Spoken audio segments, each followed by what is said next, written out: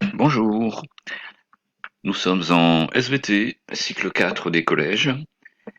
Le thème de cette activité, système nerveux et hygiène de vie. L'objectif est de sensibiliser les jeunes aux dangers de la consommation d'alcool et de drogue. Les outils sont des outils mathématiques, des formules simples pour calculer des distances d'arrêt d'un véhicule, ici un scooter, en fonction de sa vitesse. Alors, deux situations. La première, Kylian rentre de une fête avec des copains. Il prend son scooter, va rouler à 50 km/h, petite route de campagne. Dans cette première situation, il a pas bu d'alcool pendant cette fête. Il va surgir dans son champ de vision, au bout d'un moment, un obstacle.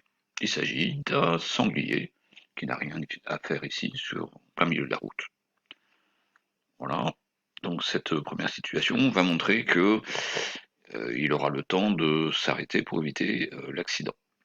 La deuxième situation, c'est là que réside l'intérêt de cette activité.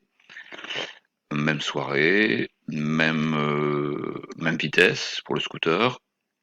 Par contre, un taux d'alcoolémie, un taux d'alcool 0,5 g pour un litre de sang, ce qui équivaut à peu près à deux ou trois verres de bière. La problématique est donc la suivante.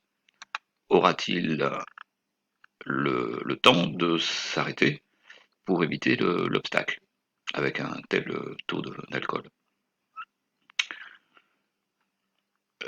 Donc vous avez à disposition des outils, hein, ce sont des formules mathématiques relativement simples qui vont permettre de mesurer la distance de réaction, c'est-à-dire la distance pour en fait qui correspond au temps de réaction du conducteur de scooter pour s'arrêter.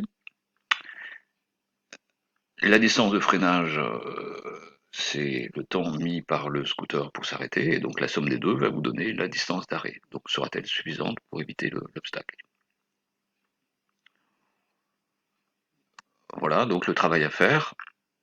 Dans un premier temps, calculer la distance d'arrêt dans la situation que Kylian n'a pas bu,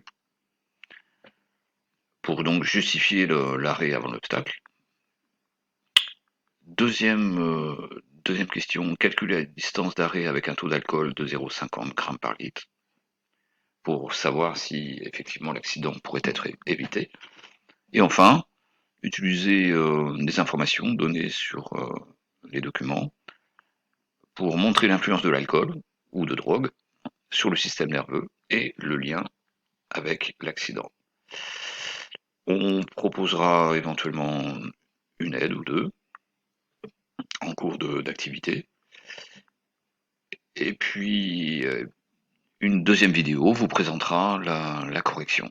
Voilà, bon courage, à bientôt.